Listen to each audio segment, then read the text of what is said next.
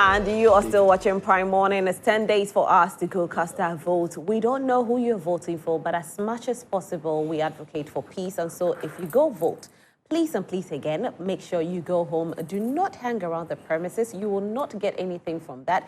You cannot change the results out of hanging around the premises.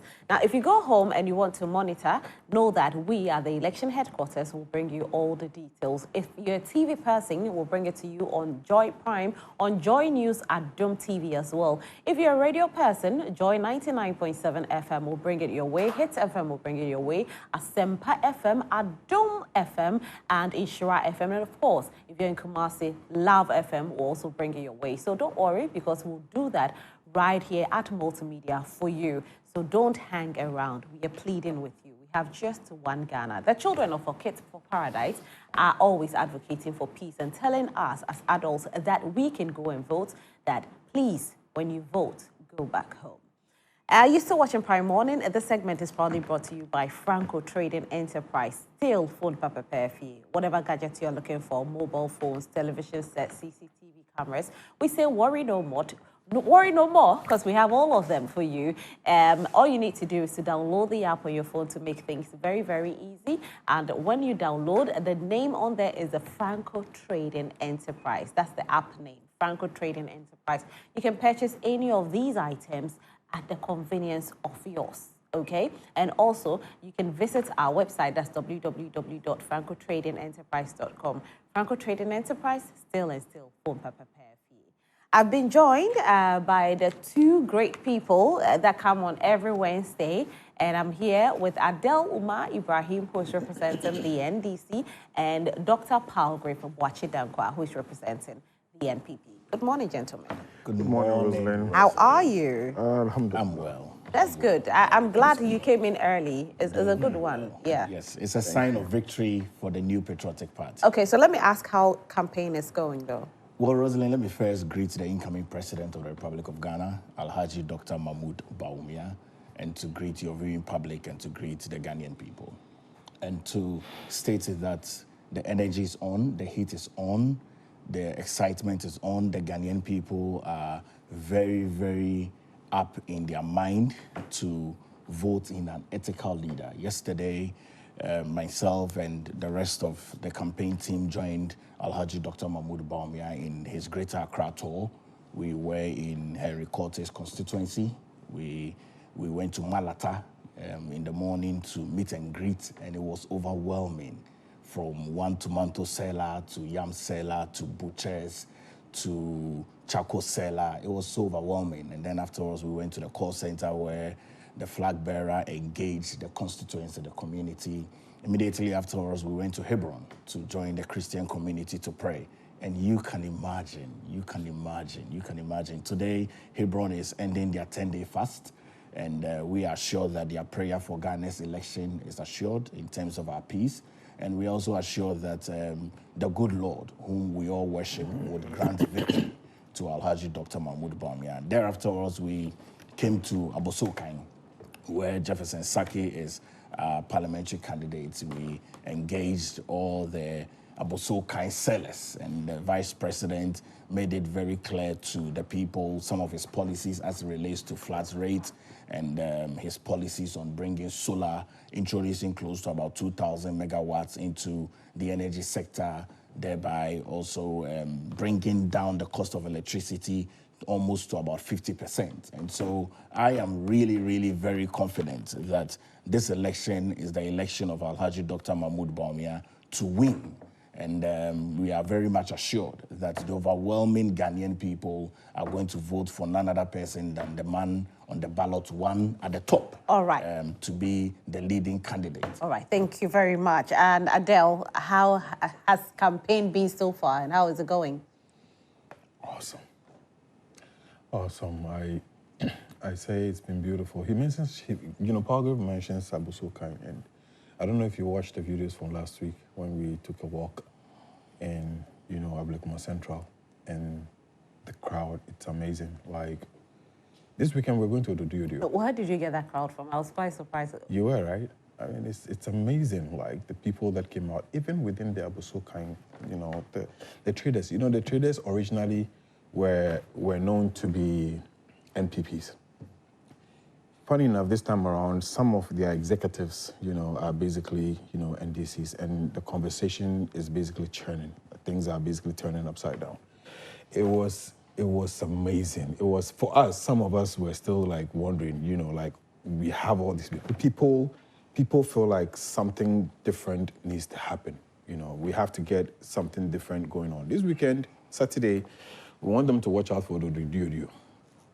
And once we pick up Accra, in fact, some of them have already given up on Accra. Greater Accra, we're picking. And once we pick up in Accra, Central region is a swing region. We do what we can do there. Eastern region, they have about close to about 13 to 14% who don't intend to come out to vote. Ashanti region, Eastern region 12%. Ashanti region, we're looking at maybe 13% who feel that issue of apathy that happened to the NDC, somewhere in 2016. So we're gearing up. I mean, the former president has been moving and speaking. One of the things he said recently that got to me was the fact that I saw this kind of Monje. And we're still telling the people of Ghana, when they bring the money, take it. They should take the money. The money is our taxes. So if you've gathered my own money and you're bringing it to me to go and vote, take it. No bagawaya, no, why there's are you no behaving spirit. like the NDC doesn't give money either? It's not Both what I political said. parties give money. It's not what I said. I'm saying that if the NDC is going to give you something right now, it's money that is basically coming from, whatever it is that they have been able to put up together. But I'm saying that for the last 8 years, they have gathered your money. We're in opposition. They have gathered your money. They will bring it to you. When they bring it, John Dramani Mahama says, take the money, do us enough. Was the same with the NDC? Did you gather money in 2016? In 2016, when the elections were ongoing, Gather. you would know, I'm coming, you would know that, in fact, some of the issues that were like some of the problems that we had with our people was the fact that they felt that we were actually not really pushing. Look, the NDC would never be like the NPP. We're not perfect. We've never said we're perfect. But when it comes to having conscience, and that will be that is basically my word for today, conscience, and that is what I'm basically going to be talking about. When it comes to conscience, we have what is called conscience. Okay. In the Volta region, it seems like the NDC is becoming a little bit unpopular as compared to the NPP.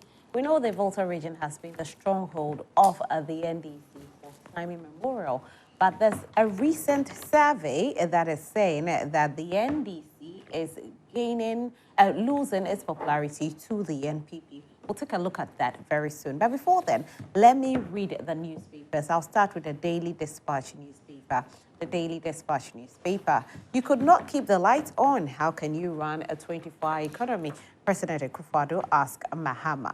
Ghana needs a firm and decisive leader like Baumia, says the president, and focus on PMMC, the state agency that puts Ghana gold on top of the world. PMMC, I'm a customer, so this Christmas, do me shame. The Daily Analyst newspaper is the next newspaper. The Daily Analyst. Ekuba Yankee joins Atinka Media Village as managing director. High cost of political campaigning discouraging women. NIB impounds track diverting Ghana school feeding food items. Okay. Can I read a little bit about that, please? I'm doing the Daily Analyst newspaper. I really want to see this story. So it says that the National Investigation Bureau in the Bono East region has intercepted a Kia Rhino truck carrying a large consignment of food items allegedly intended for distribution under the Ghana School Feeding Program. The vehicle with registration number AS958414 was found transporting 56 bags of 50 kilograms of Lucy branded rice meant for Jama Senior High School in the Kintampo South District and Kintampo Senior High School. According to sources, the truck driver has been taken into custody. An investigation is underway to determine the circumstances surrounding the diversion of the food supplies. The incident reportedly took place on Thursday, November 21st. So they were diverting the food meant for the students. Hey, Ghana. When? Anyway, more stories here. Election 2024, journalists must uphold professionalism despite political affiliations, says GJA president. NPP printing fake ballot papers, NDC alleges. And peaceful conduct ahead of elections, EC political parties commended at Election Security Task Force meeting. The next newspaper is a Republic Press newspaper, the Republic Press. Akufo-Addo tears Mahama apart as he shreds 24-hour economy policy. Security chiefs commend EC as they acknowledge stakeholders' role toward peaceful elections. Mahama cries wolf again, alleges foul play in election processes. Bawumia pledges to complete Agenda 111 in first year if elected. Locked funds, men's gold customers threaten to vote against NPP on the 7th of December, and Rock City Hotel to launch Drive Safe, Arrive Alive road safety campaign. My next newspaper is a Daily Graphic newspaper, the Daily Graphic. Vote number 1 on 7th of December, Dr. Bawumia tells electorate. Western Region chiefs appeal to Mahama for development. All set for special voting on Monday. And some of us are part of the special voters, so we'll be voting on Monday. EC features at Graphic Development Series today, and Ada Traditional Council expresses concerns over inaccurate media reports. The Ghanaian Publisher newspaper is the next newspaper. NHIA rolls out free dialysis program on December 1st. Vote Bawumia for progress and development, Estla Usu urges Ghanaians. Otumfuo expresses gratitude to Akufo-Addo, says Ashanti has its fair share of development. ADB MD pleased with North Shore Apparel Ghana project. And the banner headline reads, FDA committed to food safety. This is coming from the CEO. And the final newspaper is the Custodian newspaper, the Custodian. 2024 elections, National Election Security Task Force, Lords EC parties and Ghanaians. Natoshi pulls GA voters for Bawumia. $35 million Domikitasi Road project on course. This is coming from Ministry of Finance. NPP manages economy better than NDC, says Dr. Razak Kojo Opoku. And access to quality education, Tampoli presents teachers' quarters classroom blocks to constituents. And that will be all for all the newspapers. I think we should take a look at the Volta region, the survey in the Volta region. I think we should start the conversation with that one. Since it's only 10 days to elections, and the NDC has held a majority in the Volta region. In fact, it's their strongest hold, the whole of Ghana. The Volta region has been NDC's stronghold, just like the Ashanti region has been the NPP stronghold. Now, there is a recent survey that has come out showing otherwise, that in this year's election, the NDC is losing some numbers to the NPP. So we take a look at, from 1996, the NDC was having 94% as compared to the NPP having 5.1%. In 2000, the NDC was 84% and the NPP had 11.8%. In 2004, the NDC had 85.4% and the NPP had 13.7%. In 2008, the NDC had 84.1%, the NPP had 12.8%. In 2012, the NDC had 87.6% and the NPP had 11.3%. In 2016, the NDC had 82.5% and the NPP had 16.1%. Now, in 2020, the NDC dropped from 82.5% to 69.4%, and the NPP got 29.8%. Now, taking a look at this and this year's elections, will the NPP manage to bridge the gap even more as compared to back in the day? Well, we don't know what is contributing to this factor, but Isaac Kofi will be joining us and explaining to us what this really means and the consequence of it if the NPP should be able to close the gap in the Volta region, what it means to the NDC's hope to become the next government of Ghana. But let me start this conversation with you, Adele. Now, you've seen it. And what do you think about it, this report? Do you happen to know the source of the reports? The report, like, do you know which firm basically underwent that research? The reason why I have interest in it is because you are aware that, no, I'm coming. I just want to get the source, because it helps me to actually show you. What's the source? It's the Electoral Commission. Is it what? The Electoral Commission. Electoral Commission. So these are results that have come from the previous years. Okay, so basically just from the EC. Yes. The results Yeah. of voting Voting pattern, yeah. Okay, great, thank you. So I was initially of the view that maybe there was a special research that was basically done like maybe this year, or the likes. But you see, Rosalind, there are a lot of things that have happened over the years. And I'll give you one typical example. In 2020, certainly the NPP would have been garnering what they are garnering. Why? Because there was an issue that had to do with certain groups of people who were not able to vote at a point in time. When you take the issues of what you call a SAL, for instance, the numbers that came in terms of whatever the figures are. If you have, say, 800,000 people voting, 100,000 people voting, and within 100,000 people that are voting, you NPP says gets, let's say, 20%, and the NDC holds 80%. If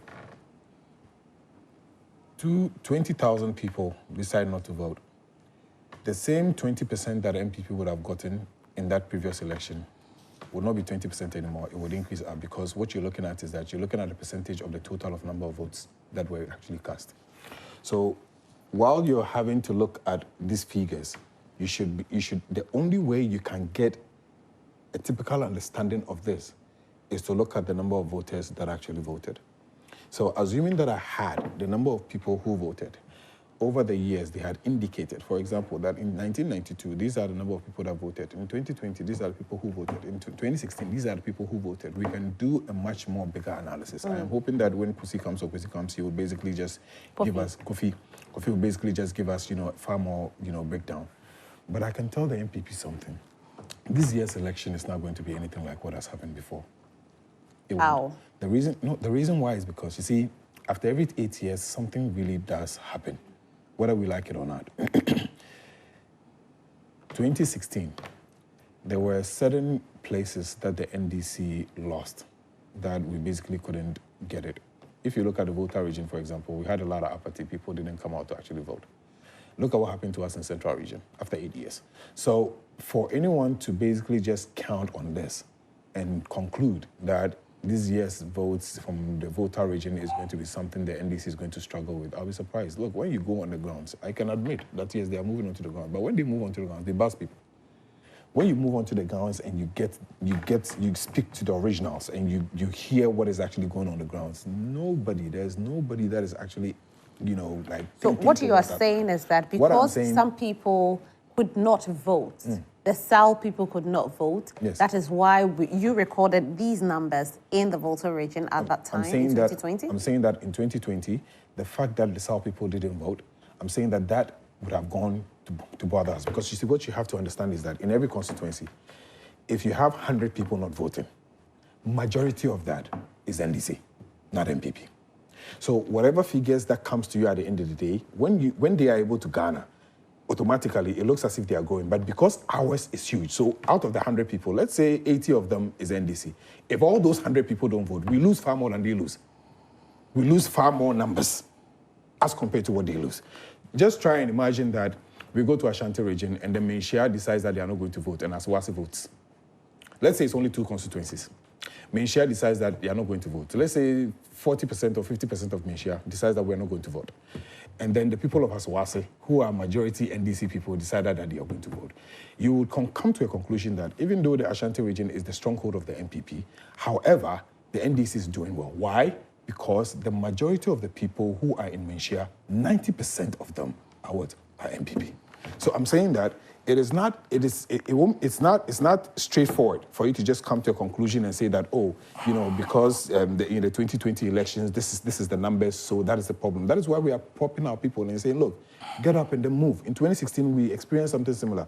When we had the issue of apathy, and why? Because Voltarians were basically upset about the fact that we are taking a lot of investments and projects into Ashanti region, and then we are basically just letting them off. And that's how they felt.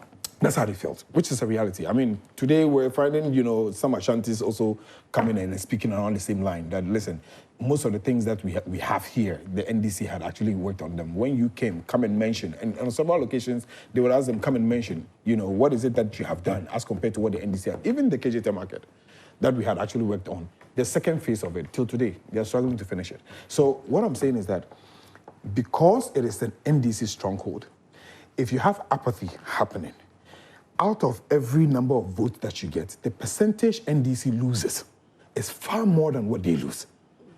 There's some argument. So if at the end of the day, you have the people of South, for example, not coming out to vote, and that number, that chunk, majority of them who didn't vote comes from the NDC. So automatically, whether you like it or not, the percentage will suffer. Okay. All right.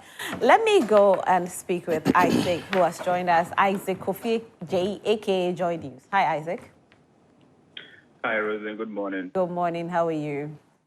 I'm doing fine. How about you? I'm fine, thank you. Now, this particular report is telling us how the NPP has managed to gather its strength in the Volta region, especially in the year 2020. And we want to know what actually informed this decision where the NDC became a bit unpopular as compared to that in the past. Well, I mean, for us, this was an interesting analysis when we tried to the figures to this election, that's for the Ashanti. And we saw an interesting trend in the Volta region. Definitely, it's not just about the numbers or not just about the declining percentages. They are all behind the numbers. And I'll start with slide one. And as you can see, both having seen is the NPP's vote share of the total valid vote since 1996, and that of the NPP is in blue. So what is very clear when you start to look at this chart is the fact that you see a huge difference between the NPP and the NDC in 1996, 94.9, almost 95% for the NDC, as against 4.4%, which, in fact, the NDC's vote share declined in the 2000 election in terms of the runoff from the 94.9 to 87.4 against 6.8% for the NPP. Now, let's just go through all the figures.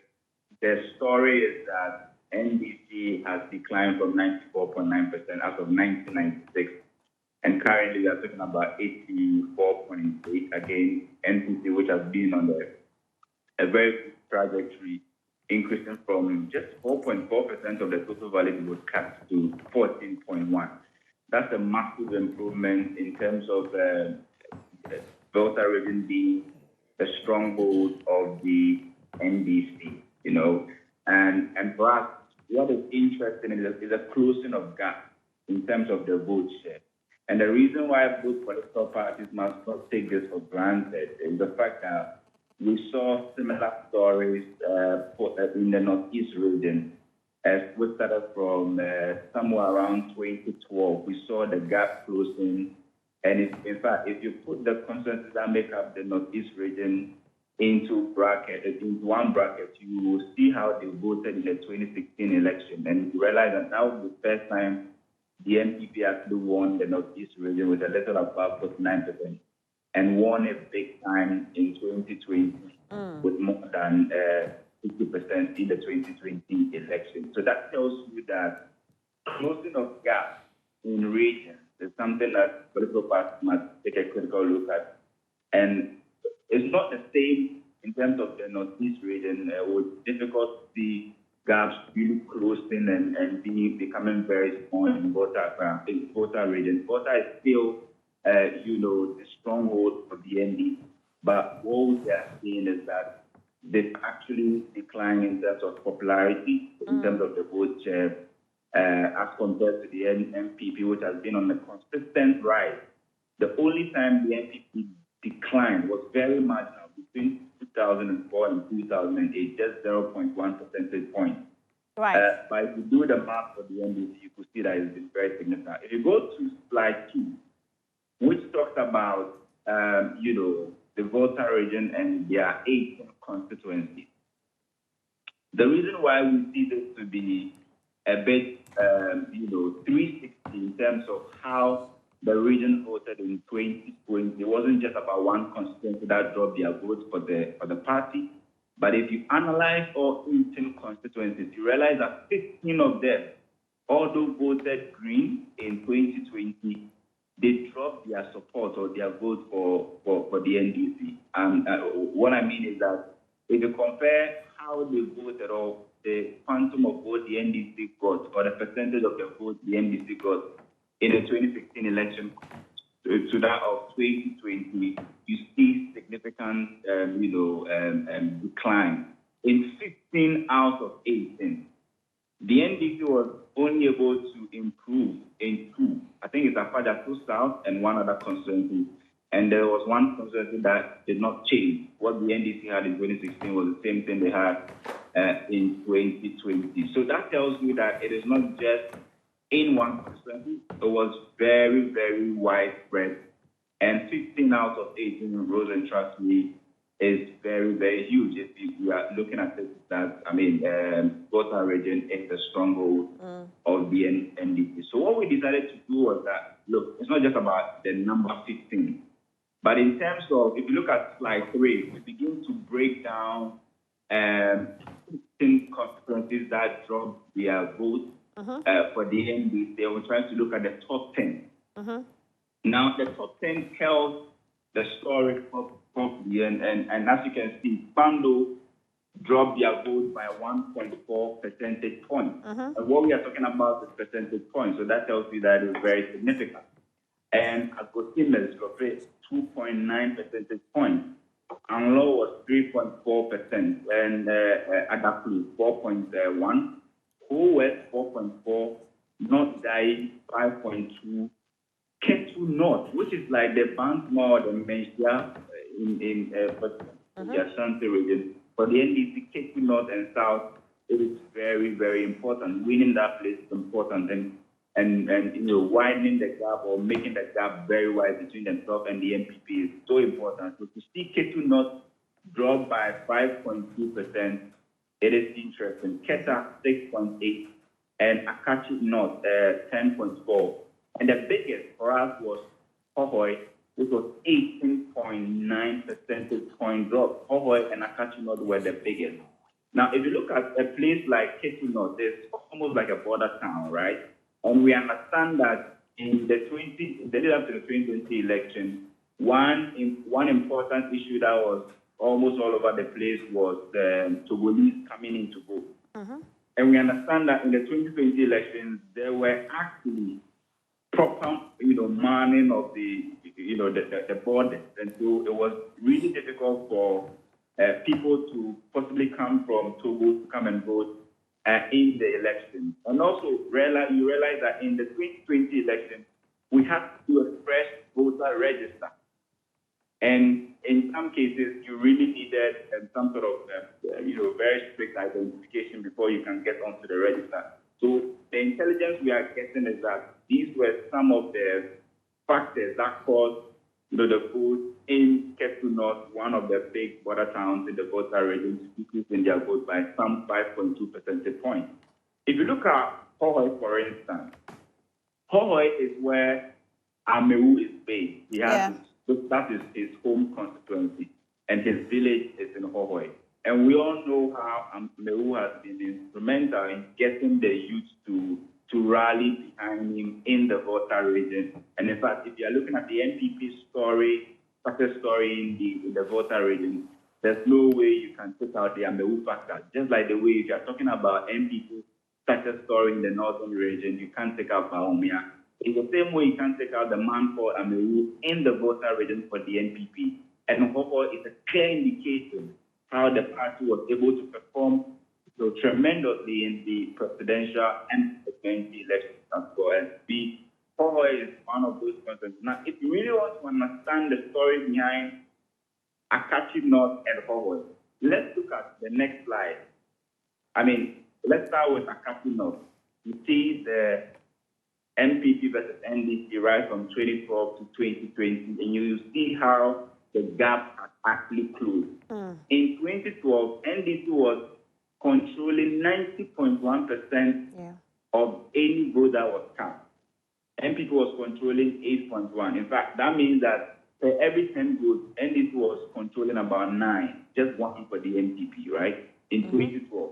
Now we are talking about a decline from 90.1% to 78.9. Huge decline for the NDC. Yeah. And NPP moving from 8.1% to 19.7, more than doubling what they actually got in 2012.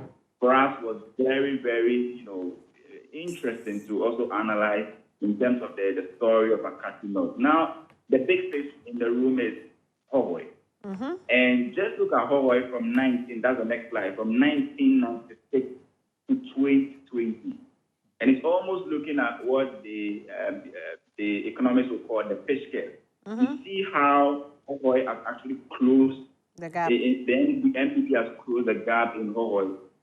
As of 1996, NDC was controlling 94.3% of the valid vote cast in Hohoe. NPP was at 5.1.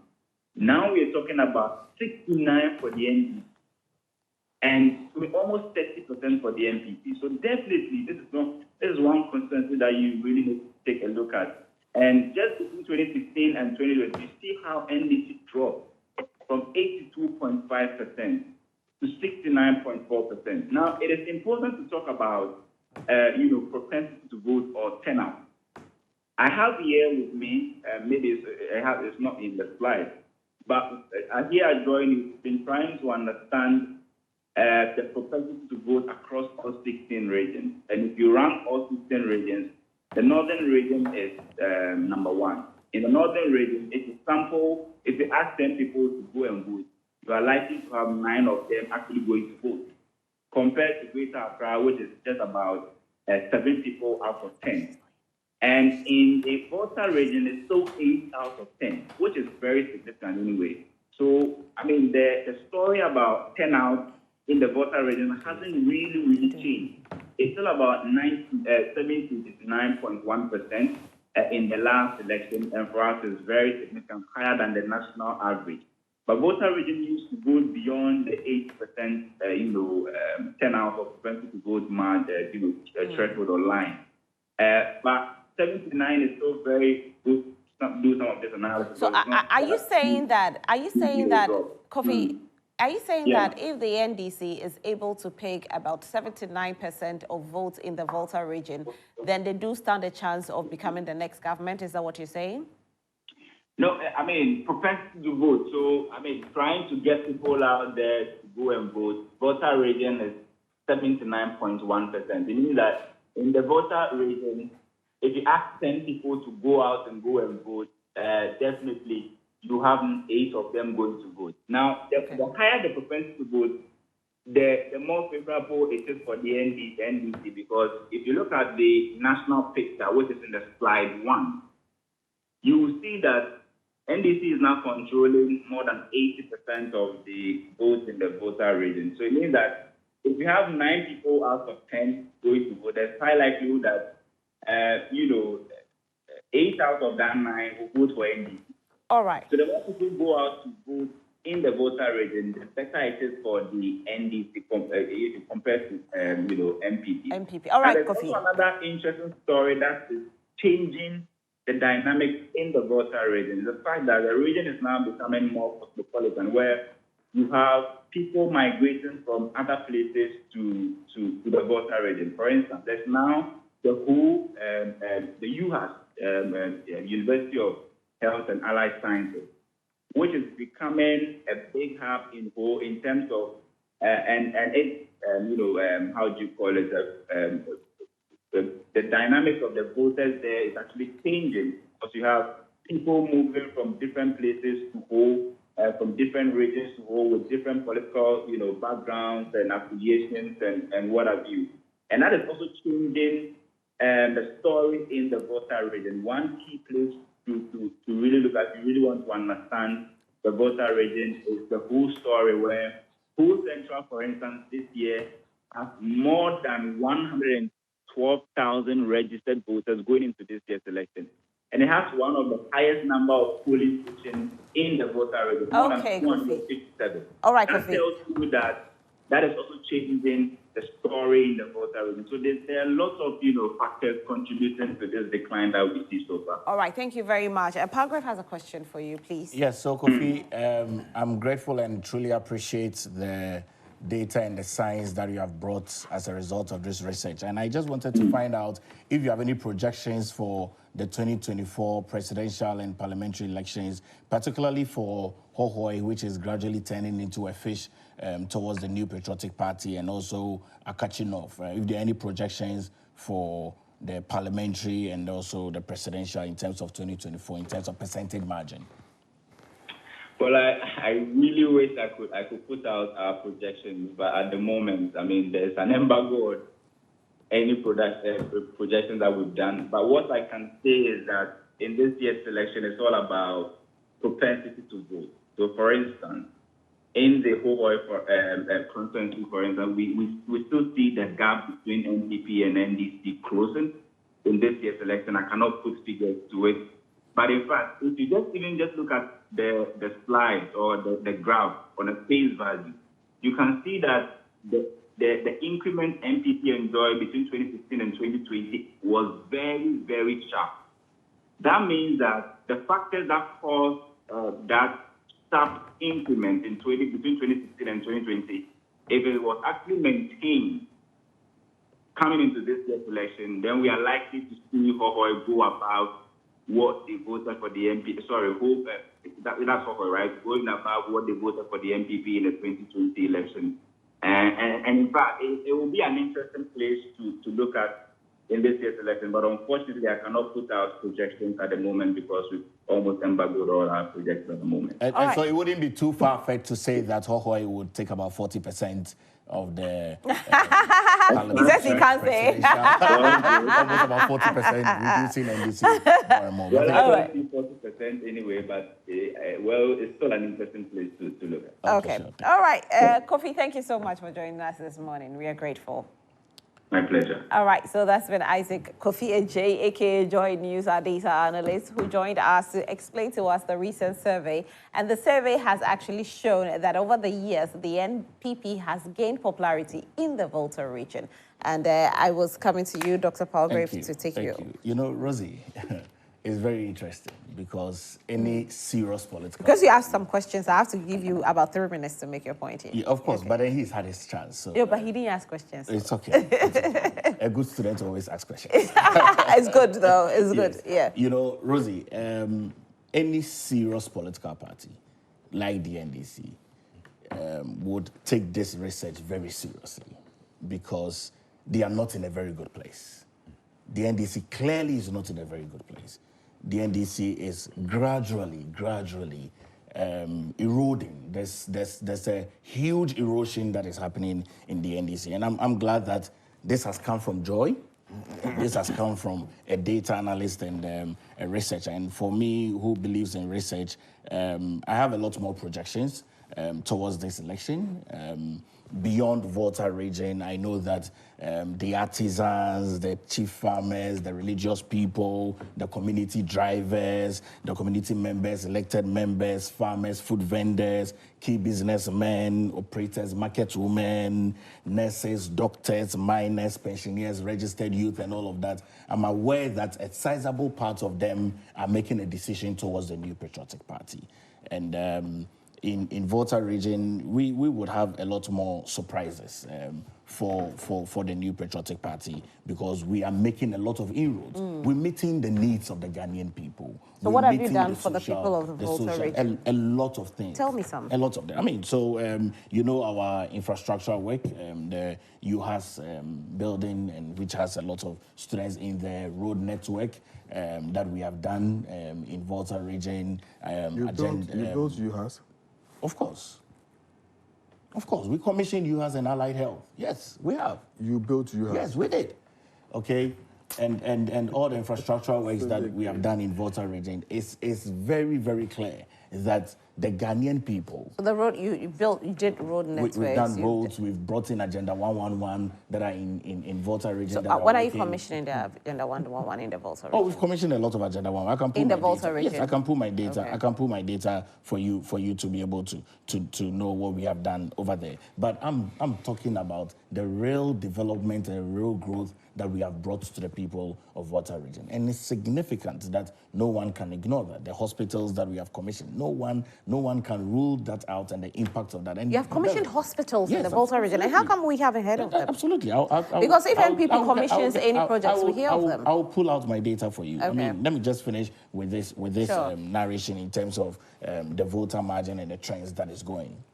Also to state very clearly that the new Patriotic Party is working very hard in all regions, but Volta region particularly, because we have seen that the people have been ignored for a very long time, over the years. I mean, and the data is clear. If you look at 1996, the NPP had no space at all within the electorate of Volta region. I mean, how we had 4.4% and now we are almost at 14%. You can imagine the number of percentage margins that we have in the preceding years. And I'm glad that Akachi North and Hohoi and a sizable part of some of the places are beginning to turn towards the new Patriotic Party. And that's one of the things that we must commend the good work. Because when your votes are reducing, okay, like your votes are reducing from Pando to Agomete to Anglo to Agdaklu to Ho West to North Dai to Ketu North to Keta to Akachi North and Howay, when your votes begin to decline from 1.4% to 2.9%, 3.4%, 4.1%, 4.4%, 5.2%, it begins to decline, and then we begin to appreciate a lot more. Then you can clearly see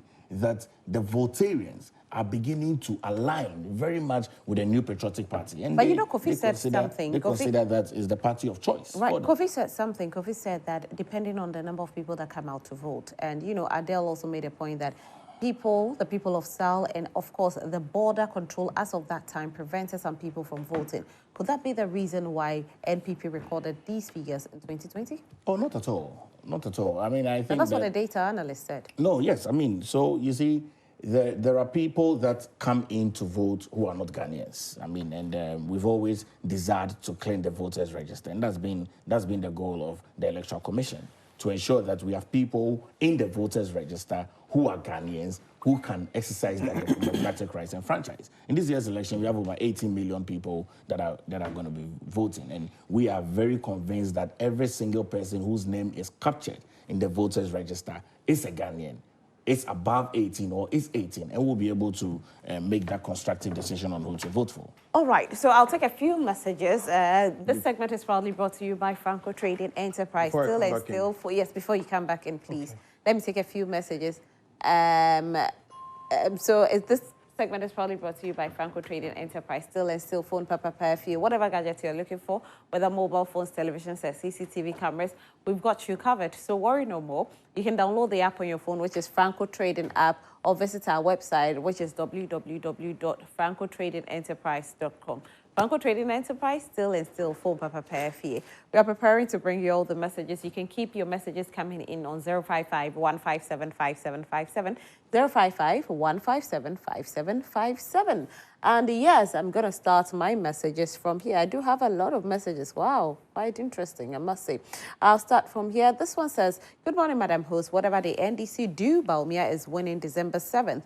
I urge all NPP members to come out and vote. And to all NPP members, Friday, 29th November is Rep Your NPP Color Day. Let's all rep. Ishmael Opare. Okay. Exodus chapter 20 verse 7 says, God will punish those who misuse his name. The clergy washed unconcerned when Nanado and Ken Ofori-Atta misused God's name for political ends since 2016. The old adage goes, an elder who sit down and watch snake eaters is counted among snake eaters. Now, the silence of the clergy, unlike Mohammed's time, has allowed Nanado and Ken Ofori-Atta to drag their good names in the mud. God save us. Patrick from Accra.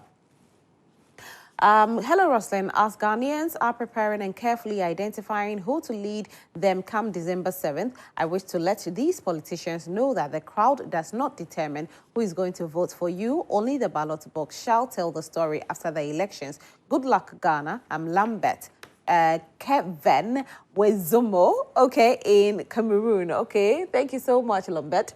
Good morning. In fact, Akufo-Addo does not know anything about power generation in this country. For him to be telling Mahama he couldn't keep the lights on to be promising 24-hour economy, and he can't impose Baolaya on us because he is just a bookworm when it comes to economics. Why has he stopped going to class by class teaching his economics like he did in 2016? This from Jake. Good morning, Roslyn. Good morning, Roslyn. Why have you been telling us to go home after voting? Can you tell us the law that says you can't wait around without disturbing anyone after voting? You can preach peace, but so I'm telling you to go home, Boat, because we want peace. So there's no law saying that you should hang around or you should go home. But as a peace advocate, I will urge you to go home to prevent any chaos from happening. So it's me advocating for peace, okay? And so I plead with my advocacy. I'm pleading. Thank you very much. Good morning, Roslyn.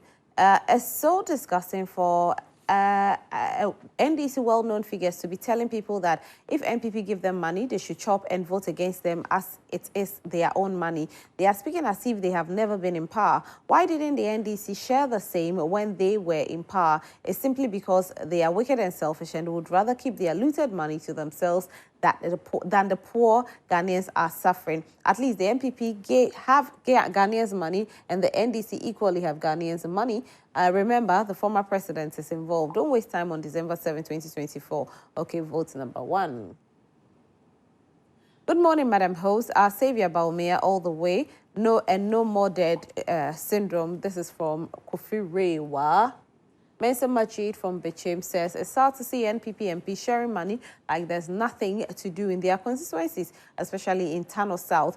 Our MP has been in Accra since we voted for him. In less than 2 months to the elections, he came and started sharing money to government workers in the constituency. The sad thing is, schools and communities in Tano South constituency have improvised pit latrine for the people to defecate. Again, there's no water for some of the communities. Let's come together and vote. So if this is happening, if you collect the money, what do you do? If I were you, I don't even collect the money. I'll just vote against the person because I have Ghana heart. So if the person is not doing what he's supposed to do, why you voted him then? He's been in Accra all this while and he just came there 2 months prior to voting. Please, do the needful. This one, do the needful. Don't collect anybody's money. Do the needful. That's all I'll tell you. Good morning to you. In today's political landscape, it seems that mudslinging and character attacks have become the norm in election campaigns. Politicians are often quick to criticize their opponents, spread false information, and make promises they cannot keep to win our votes. However, winning an election should not be about throwing lies, negative comments, or remarks about your opponent. It should be about presenting realistic policies, highlighting achievements, and showcasing what you are capable of doing to improve the standard of living for the people you aim to serve. Aaron Beba Koko Komisa. Al-Hassan Sise from Zenu Central says, good morning, Madam Roslyn. If you have a government and an electoral commission who has denied a full constituency a representative in the Volta region, how then do you expect them to get the usual numbers? Whatever it must have been this year election, the NPP will lose measurably across the country come 7 December 2024. This current government is the most wasteful, wicked, insensitive, and liability government ever in the Fourth Republic. NPP, never again.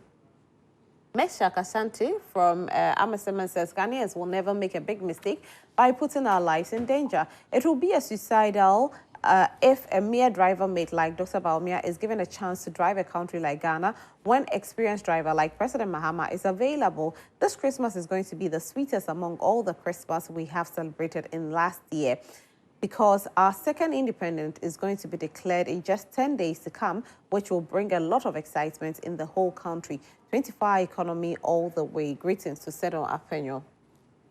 This one says, I'm a native of Hohoi. The figures of Hohoi was as a result of the more than 10 STC buses that loaded people from other regions to come and vote in Hohoi. But trust me, in this year, every MP is hot. Hence, that busing will not be done again. Hence, the true length of frog will be seen. But if they bus people from Hohoi, then they vote in Hohoi. So whether they bus them or they didn't bus them, they do have their votes in Hohoi, and they couldn't have voted anywhere else. So, because you can't vote more than once. So if you voted in Hohoi, it's because you have your votes in Hohoi. That's the only way. Good morning, Roslyn. Tell the NDC man that this year they will lose many votes in Hohoi. We shall vote NPP. Tafa from Hohoi. Good morning, Roslyn. The NPP is performing well generally in Ghana election, all because of induction voters with money, or inducing. Okay. This has become the norm and has forced the NDC to also try to do, because the voters are used to taking money before going to vote. This is also the reason corruption is on the rise, because if you don't save enough, you won't be able to have money to share during the elections. Ghana's elections are fake and not the true reflection of how the people would have voted. The magic is money. God have mercy on innocent Ghanaians. Today on Alpha Hour, there was a prayer that we pray for wisdom. So if you want to vote based on monies you receive, that's up to you. If you want to vote based on, you know that this person's policy will work for you, it's based on you. So know what to vote for, if it's money or it's policy. Think about it. Good morning to the ladies and gentlemen. I urge all parents. Okay, the NPP man should stop deceiving the good people of Volta. NPP did not build any hospital in the Volta region. Abochi Philip. Abochi, you are in Keta. So, good morning. Does the NPP know what shame is? I wonder if they are also Ghanaians. Vote 8. Harry, number 1. Okay, so, Palgrave, I think this one is for you. He says that Dr. Palgrave hasn't given his data of the hospitals commissioned in Volta by the NPP. Yes. We are waiting on him. Yes, when you're done. Okay. Yes. Great. After Adele has had his chance.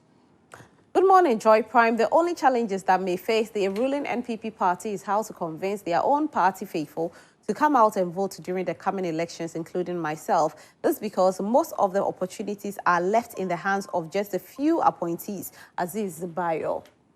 I'll read just 2 messages. I'll take a break and I'll come back and read all the other messages, okay? This one says, good morning, DMB all the way. Good morning, Roslyn. I can assure the NPP that their vote in the Ketu North will reduce drastically this time because they have abandoned the people of Volta region. It will be 18-18. This from Say, Say, yes, George. Last one, and I go back to my, my guest. Okay, so this one says that, good morning. Tell the NPP man that Voltarians are voting for you, but when there is a disaster in North Tonu, the government will never help them. Why are they not in Ghana? Okay, we hear you. So I want us to actually take a quick break on this note, and then when we come back, we do have more for you. To stay.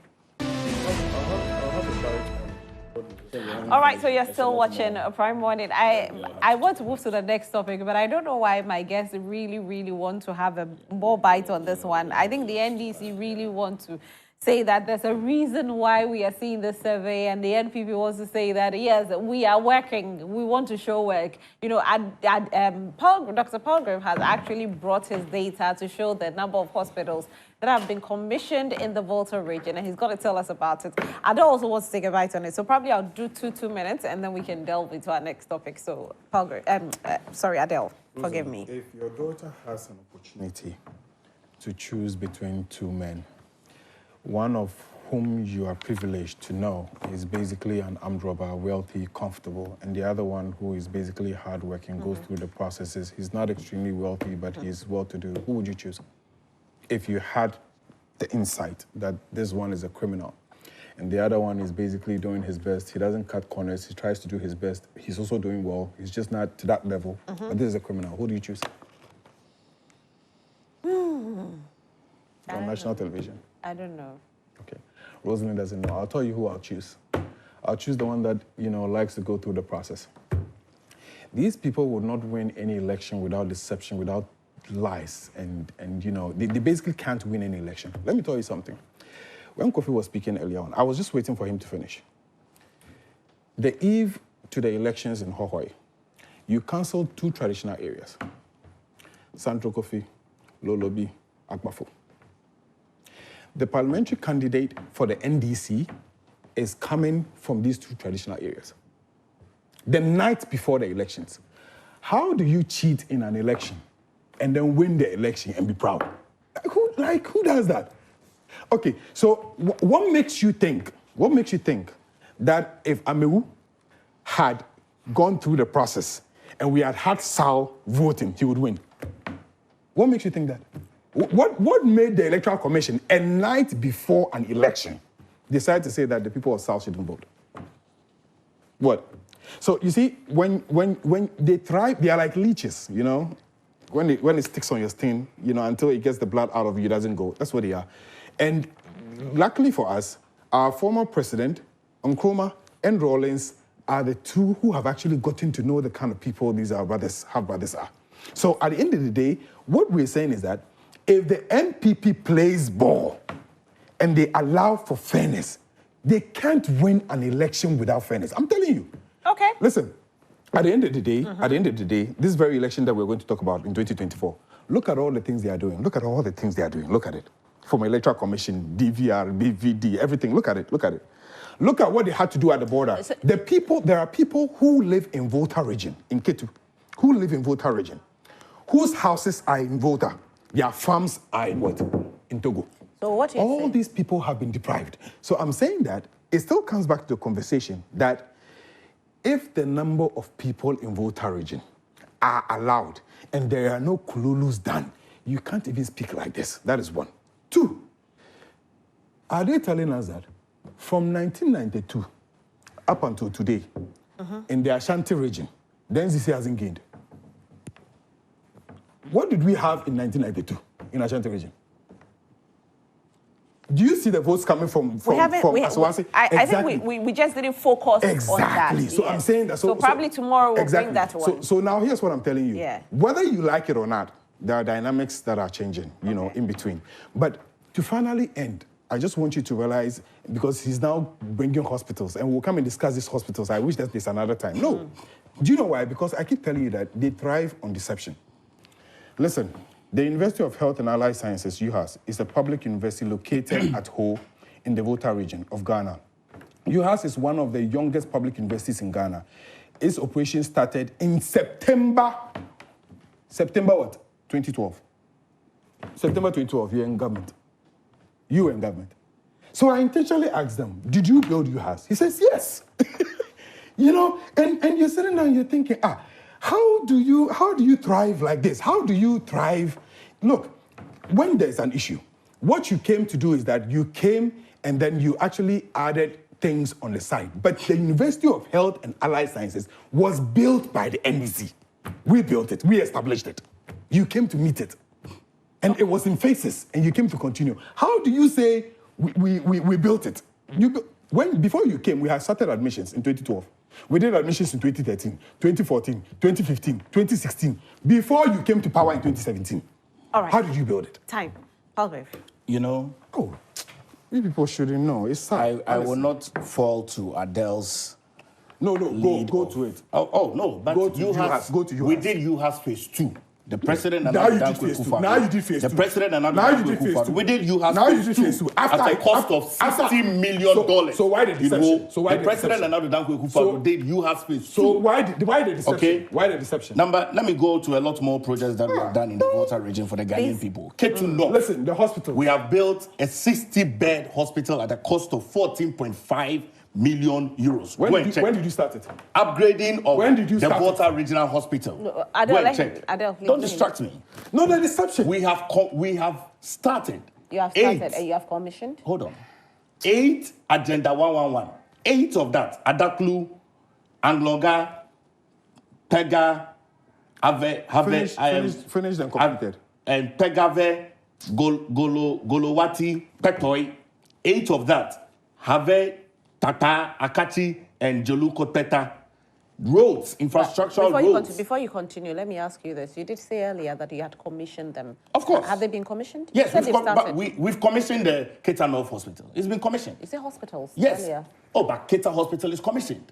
Yes, Keita Hospital is commissioned. It's working. It's in use. It's in use, as I'm speaking to you now. The 111 is commissioned. The other 8. Agenda 111 is commissioned. Yeah. We have commissioned some chips compounds, and I'll mention that. Toko, Pevi, maternity wards in Penyi. So we will agree that you have commissioned one hospital, but the Agenda 111 hospitals haven't been commissioned. The Agenda 111 haven't been commissioned. Okay. But these are projects that are happening in the Volta region. Now, a lot more projects. 432 kilometers of road in the Volta region. That is ongoing. No, that is done, completed. Have Pando. From where to where? Have Pando, Esikuma, the Eastern Corridor Road, Esikuma, transaction, and all of those. Go and have a look at it. Keita North Hospital, you said, right? I said yes, Keita North Hospital, North 60-bed hospital at a cost of 14.5 million euros. Adaklu, we've done a water project there at a cost of 11.5 million euros in Adaklu as I speak now, okay? More water project in Alavano. We have done the first electric plant, hydroelectric plant in Alavano. Significant projects that we have done in the Volta region. There is no way that an election is won overwhelmingly of 1 million people in the 2016 election, 500,000 people, about 500,000 in the 2020 election, and Adele sits here and says that the only way the NPP can win an election is to cheat. Never. Never at all. All right. Never at all. And they will be surprised, in fact, in this election, because we are winning this election. Okay. I'm telling you, the Ghanaian people are going to vote overwhelmingly for Alhaji Dr. Mahmoud Bawumia, number 1 on the ballot at the top, and vote for, we haven't even majority in parliament. All right. So that says the NPP that they'll get majority in parliament. The NDC also says that they'll get same. So I don't know who will be majority, or we are going to have a hang parliament again, or who is going to become the next president of the Republic of Ghana. But we just advocate for peace. And so anytime I come and sit on TV, I'll tell you that once you're done voting, go home. No, we are not done. Okay. We are moving to our next topic. Okay. We do have our next topic. But we do have our next topic, but I advocate for peace. And this segment is proudly brought to you by Franco Trading Enterprise. Still phone pepper PFE.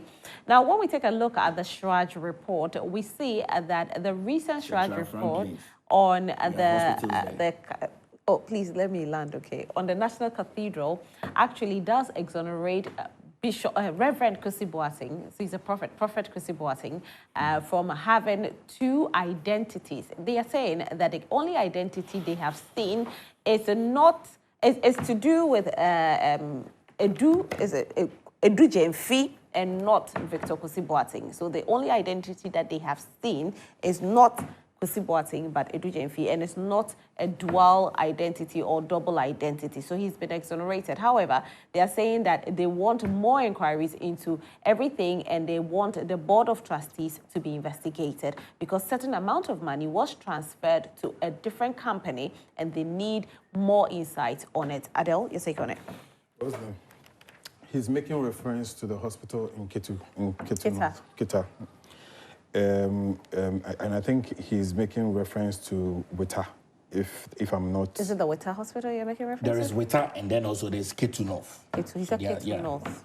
No, Wita is a suburb. It's a suburb in Keita North. So I don't really get it. Please make your point. Okay, so now listen. I just want to take you go into the Shraj, please. I don't know why we want to stay on the Volta. No, listen. Okay.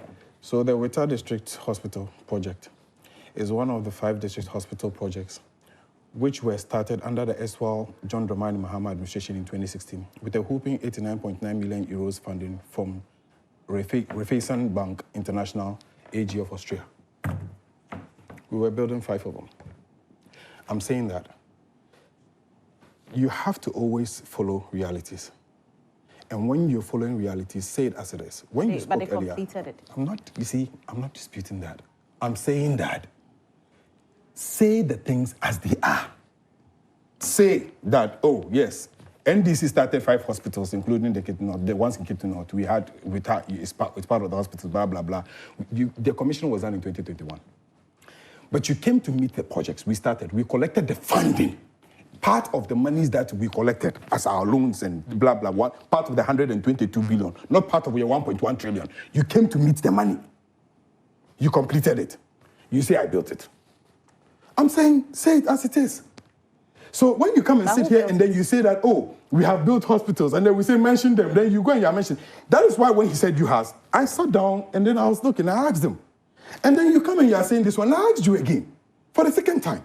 I'm saying that today the internet, back in the day, when the NPP will sit down in the 90s, no internet, then you see them with their lawyers and their uniforms sitting on TV and lying. It's gone. No more. What we're saying is that speak to the right. Now, when you say you are fact-checked, you say hospitals, mention the hospitals, you've mentioned one. Even the one is part of the 5 we started. The other ones that you're saying 111, you haven't completed. You said, oh, we have done hospitals and commissioned hospitals. Don't do that. Well, apparently, here is K2 North. Can you check K2 North, please? I'm wondering why Adele is on this. Can you check on this. I'm wondering. Anyway, but we'll go into our strategy report as well, yes. Here's it, Ghana Web, right? Yeah. Construction of K2 North Municipal Hospital. Almost what? Completed. K2 North. City FM Online. Ekufuado commissions 14.5 million euros, 60-bed hospital in K2 North. And I can read the president on Tuesday, 20th October 2020. Palgrave, hold on. You will do yours. Listen, what I'm saying. Just a minute. What I'm saying is that the other 5 hospitals that the president. Palgrave, hold on, please. I'm begging you. Rosalind, what I'm saying is that you are making reference to K2 North. If it's a different constituency, let's have that conversation. It's K2. You are making reference to K2 North. I am reading for you K2 North. When Ghana Web that story, what they do is that they tell you, of course, this thing that he's making mention of, the president has commissioned doing blah, blah, it is here. But they go to what is called background. Every story comes with a background. So in the background, then they give you details, the history, where is it coming from, who started it, why, blah, blah, blah, blah. That's what it is. And that is where I read from. And I'm saying that, say the things as they are. I didn't sit here and say that K2 North, in fact, I didn't mention K2 North. I didn't sit here and mention that K2 North Hospital, the NDC, finished it and completed. You said, and I'm saying that, even the ones that you've been asked to mention, you still cannot have that full credit. We will take part of the credit because we started it. Okay. So when you are speaking to issues, say it as it is. For example, you said you did it. And then I said, no, we established it, we built it. In fact, we started taking students before you came. But what you have done is phase 2. So say that, University of Health and Allied Sciences phase 2, the NPP by NDC are here, but we have come to do phase 2. You said, no, we didn't do anything. You did it. Okay, all right. We want to drive like that? Just 2 minutes on it so that we move to the next topic. Else, our time is opposite. He didn't even talk about the strategy. We'll talk about the strategy. I'll go back to him. Of course. You are seated next to him. But of course, Adele is misleading. Is misleading the people because it's... Even though I'm giving a story. No, of course, but then there's a story here as well. It's the same story. Read the background of the story. Read the background. There is no, do you see? There's no background. Look, I'll read. There's nothing wrong. There's nothing wrong with admitting you're wrong. No, there's nothing wrong. There's nothing wrong with admitting you're wrong. Wait, hold on. I'm not wrong. So there is no wrong here. The president hold on. has commissioned the hospital 4 years ago. 4 years ago in 2020. 4 years ago. Palgrave, the problem that I keep on saying is that the fact that every political party wants to tout themselves with a finished project is the reason why when one political party starts it and the other comes, they decide not to complete it. Because when they complete it, they want to take ownership. But this is our money, this taxpayers' money. When they go for loans, we end up paying as taxpayers. And so if only we can hold every government accountable that when you come to power, do the job. That is it. It is not about, I came to do this. I started, I completed. No, it is our money. We put you there to do the project. We didn't put you there for you to come and tell me I started and I completed. No, you used my money, built a place. That's the most important thing. Anyway, please, let's continue. Rosie, we started building the K2 North Hospital in 2017. It's here. I can read a story to you if you want me to. I'll just quote what the president said, just very clearly for Adele to know. That you see, when we talk about projects that, so the president, Danko Ekufuado, you know his name already, on 20th October 2020, commissioned the 14.5 million 60-bed hospital facility in K2 North District. The hospital, according to the president, is one of the 6 medical installations whose construction commenced 3 years ago. 3 years ago from 2020 as well, is it not 2017? and was constructed by, I mean, this is the name of the construction company and all of that. So, I mean, you see, there's no way you can sit here and lay claims. Can I check something? You want to check the story? Please. Let me forward it. Why can't the story just say that it started in 2017? No, wait. I just want to see. No, it's become smaller. It's become smaller. I just want to open it up. What happened to it that it became smaller? Let me see. Don't worry at all. So I have seen it. Ekufuado commissions a 14.5 million I'm wondering why. 60-bed North Ketu hospital, and it says that, I just want to read briefly on it. The hospital, according to President Ekufuado, the President, Nana Addo Dankwa Ekufuado, on Tuesday, 20th of October, 2020. You're reading the same thing I read. I'm coming. The hospital, according to the President, it was commenced 3 years ago and was constructed by VAMED. The other 5 hospitals so it says that it was funded by Raiffeisen Bank of Austria. Yeah, in Australia, yes, of course. Okay. So... Did I mention Raiffeisen to you? You see, so the funding came in, but you see, my problem is the issue is not about funding. My problem here is that for us as citizens, government is a continuum. Listen, we are in this Ghana that President Kufuor started projects that have been abandoned. You will get projects that were abandoned by the NDC. It's true. We completed it. It's the truth. You will get projects. President Kufuor granted an interview and said that he had started projects that had been abandoned. Of course, the later Tamil started projects that have been abandoned.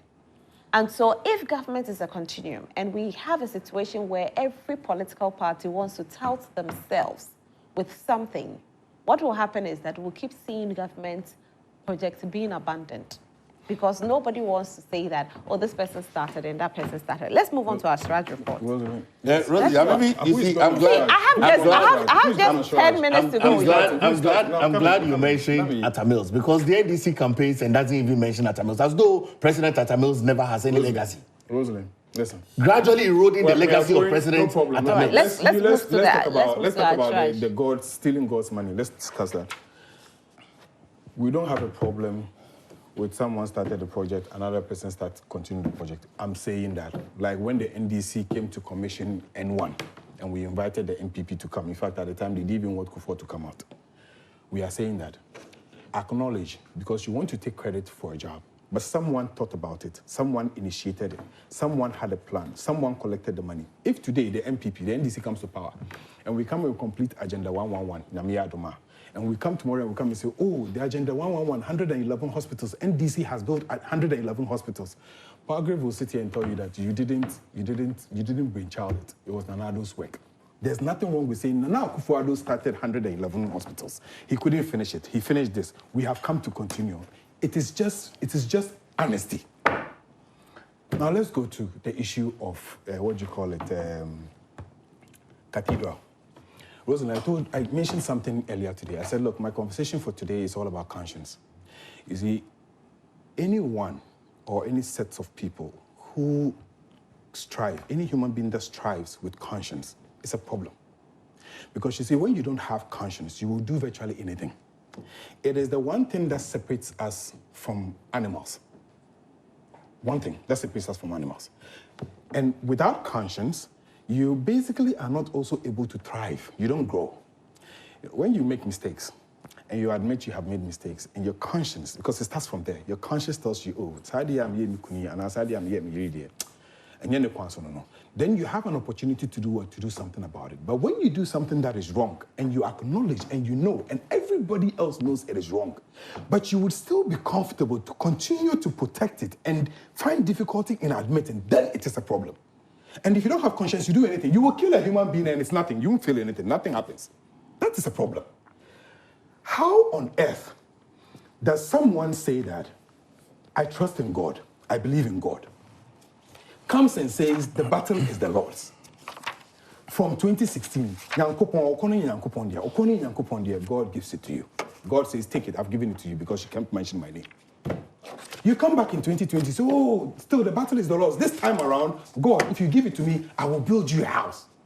Listen, someone who can fraud God, you are small. if the person is capable of frauding God, it means that he doesn't have conscience. Because God is that one person that sees you wherever you are. But then he says, I'm coming. He says, oh, I'll build a church. I'll build a house for you. God gave it to him again in 2020. He sets the team up. A minute more. I'm coming. He comes and starts lying. He says, oh, no money from the state. You broke bungalows. Finally, the report is saying that the amount of money government has placed inside and the source of the money is even a problem. The one that the finance minister mentioned and the one the deputy finance minister mentioned is another problem. But you know the worst part of it? You collect all these monies. Charge is saying cancel the contract. You collect all these monies, almost $58-something million. And that is what we can see in that hole. You drag eminent people, you drag respected people in the society, pastors, people that are revered, like Duncan William. You drag them into a room, convince them that this is what you want to do. Say you wanted to use them to loot, to steal. Who does this? So the same person who tells you that I believe in God, I'm in love with God, I want to help God, the same God now comes and says, okay, this is what I want. LGBTQ, sign for me. He says, oh, as for that one, I don't want to do it. But you know, one beautiful thing is that as humans, we are not God. And so we don't know the relationship he has with his God. I don't dispute that. Do you understand? But probably you know, might see it as fraud, but does God see it like that? Rosalind, by their actions you shall what? You shall know them by their word. Your Bible, the Bible, he reads, I read. You shall know them by their word. By their fruits. By their fruits. Certainly. Okay. Because I don't know your heart, he doesn't know my heart. We all don't know. So, for example, I can't just get up and say, oh, I want to use someone. Ima, for example, is an armed robber. I can't just get up and say Ima is an armed because I don't know. But if I see Ima arrested once, twice, 3 times, murdering people and stealing from them, he's a criminal. I don't need God to tell me. All right, thank you. Power. You know, Adele has become a judge and a representative of God, judging President Nana Dankwa Akufo-Addo, nailing him to the cross and sending him to hell. But, you know, for me, the cathedral is a real sacred conversation. And Rosalind, you and I are professing Christians. Adele is a sheikh.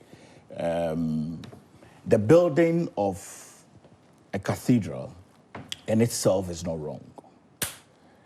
The building of a place of worship that signifies the ethos of the Ghanaian people is in its place is not wrong. I'm glad that Sraj has had its investigations. I'm glad that Sraj has asked for a forensic into the amount of money expended. I'm glad that Sraj has asked for the fact that when the forensic is done and there are possible prosecutions, it should proceed and go ahead. I am concerned, really, as well, that huge sums of money has been pumped into the cathedral, yet we haven't been able to see its full materialization. And that should be a great concern for everyone. We are definitely not perfect beings. For one to akin himself as one defrauding God, there are things that we do on a daily basis which we are aware is called sin. And in my theological understanding, the Greek word for sin is hamartia. And hamartia means falling short of the standards of God. And so anything that we do that falls short of the standard of God is sin. And so I do not want Adele to sit here and put himself in a place of perfection and put himself at the gate of Abraham and decide who comes to heaven and who goes to hell. But for me, to state that we need good accountability as it relates to the National Cathedral. We need for them to be able to give us a full account. And I support the forensic that the Sraj, eminent constitutional body, is asking for, because the Ghanaian people cannot pump in over 200 million Ghana cedis. And yet we have not seen what we all desire to see. I'm very certain that it would have been the greatest joy of President Nana Dankwa Akufo-Addo at the tenure of his end of office to see that the cathedral is completed. Be it as it may, it is not completed. But the conversations around it, oh, you cannot say it's not started. It started because what we see the foundation crowd. no, but of course you cannot say it's not started. Some work has been done, but it's not the work that we expect that it should be done. Do you understand? So you cannot say the ground is not bare as it used to be. So you cannot say something has not been done. Some work has been done. Okay. So what's the extent of the work? Exactly what I'm saying. That the extent of the work is what we are all concerned about, which is why Shraj is asking for a forensic. And I think that every well-meaning Ghanaian should support this, okay? Because whatever we do as a people, we have to build altars to God. The Muslims build mosques in worship of Allah and Prophet Muhammad, peace be unto him. The same way Christians build churches.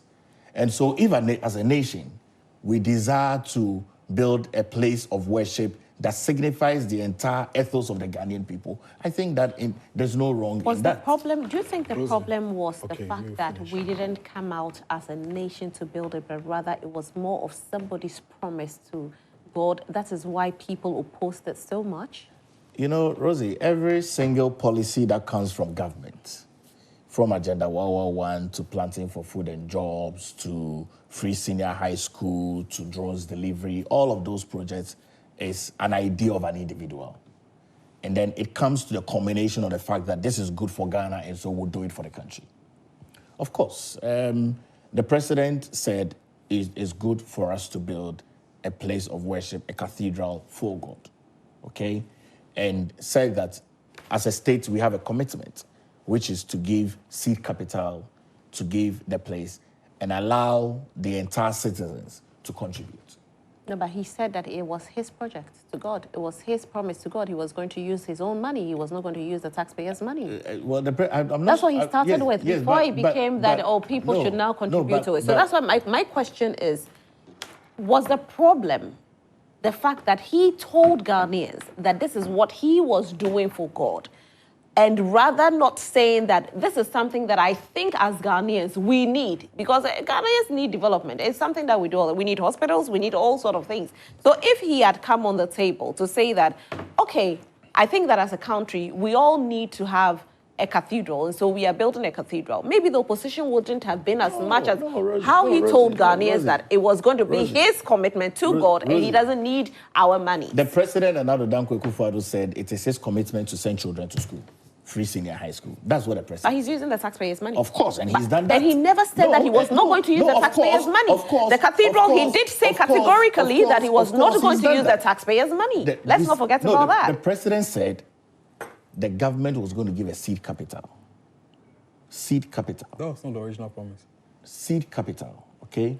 The president said the government was going to give space for the developmental projects of the cathedral. And the president said, of course, as a country, we'll create the enabling environment for the cathedral to be built. Okay?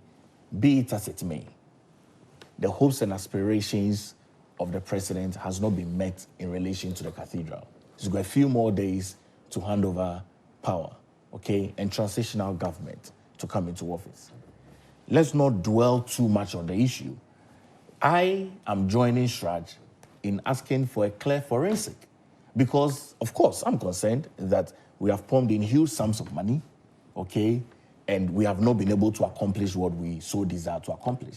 But this in no way either denigrates the name of God, the image of God, the potency of God, the power of God, the authority of God, and the supremacy of God. And so it's important that we put all of that in context. Let me read a few messages. Adele, you want to say something? I prefer to get my message. Okay. I want to say something. So, okay. Okay, so this one says, good morning, madam. Tell the NPP guy that come 7 December, he must surely lose his parliamentary desire. Anyone supporting that pit will lose his He's not going to parliament. He's not a PC. Morning, Rosalind. Please kindly tell the NDC guy Adele that their style of propaganda is dead under free SHS, so he should learn different job and stop talking for NDC. Fire from Obuasi. Good morning, madam. Tell the NPP man that K2 North Hospital was started by the NDC when Alex Segbefia was health minister. If he said NPP built the hospital, ask him why the hospital was built in Volta. Matuk Fakob says that over the past 8 years, NDC have decided to use their numbers in parliament to frustrate government businesses and make this country difficult for the ordinary Ghanaian. We have watched them do so for this while, and it's now time for us to use these actions and inaction to pay them. What is clear to me is that this action by them have caused more harm than even COVID-19 and Russia-Ukraine war. We have a duty to teach them a lesson by making sure none of them return to parliament. I'll be voting against one of them in my constituency and urge all other constituencies to do the same. NDC is, okay, an evil party, we hear you. This one says, good morning, Roslyn. The data you put will never work in this election. You're talking about Volta. What about the gain of NDC in the Ashanti region? I said earlier that we are going to do the Ashanti region hopefully tomorrow, okay? He says, which part of Keita did they commission the hospital? Rose, we don't have Keita North. It's more of Ketu North, Emmanuel, all right? So we corrected that earlier. Teacher Kujo, I will vote Dr. Mahmoud Bawumia for president any day, anywhere. He and his boss have taken the development of Ghana a notch higher. Unless Ghanaians prioritize development over the lies and thievery of the NDC, they'll vote for the incompetent. I have nothing, but I'll vote for the visionary and digital man, Dr. Mahmoud Bawumia, for president. This time round, our eyes are open. What's the message for John Mahama? All right, so that'll be it. Please, final submission, 1 minute each, please. Adele? Rosalind, when I said that by their fruits you shall know them, that is not me, Adele. Yes, that is not me, Adele, judging. That is God teaching us how to judge. Okay. That is God telling us that when you find somebody, and this is the act, because God says, thou shalt not steal, mean you are there. And the thing is that, who you are there, who you come for. I mean, I say, oh, Bible. All right, thank you, Adele. And I see you stealing. When I see you stealing, I say, you are a thief. They say, I'm judging you. How am I judging you? The people that left the board, they were Christians. So Duncan Williams is a Christian. He has a church, but he still left. Why? All right, because Adele. the thing is deceitful. Thank you very much, Adele Palgrave. You know, the scripture that says that by Is Nana Akpado better than Duncan Williams? Does he know God more than Duncan? Just 30 seconds, please. You see, Else the time. There's no one who knows God to the fullest, to be honest. No human being can comprehend the mind of God or know God to the fullest. The pastors have heard. Because this morning, I want to thank Bondana for my outfit. Okay. It's a gift from him. It's really lovely, though. Thank you so much. All right. So thank you all so much for sticking and staying with us during the News Flash segment, which is proudly brought to you by Franco Trading Enterprise. Whatever gadgets you're looking for, please go to Franco Trading Enterprise for all your gadgets. A big thank you to my guests, Adele Maibraki, who represented the NDC, and Dr. Paul Brivochi Dankwa, who represented the NPP this morning.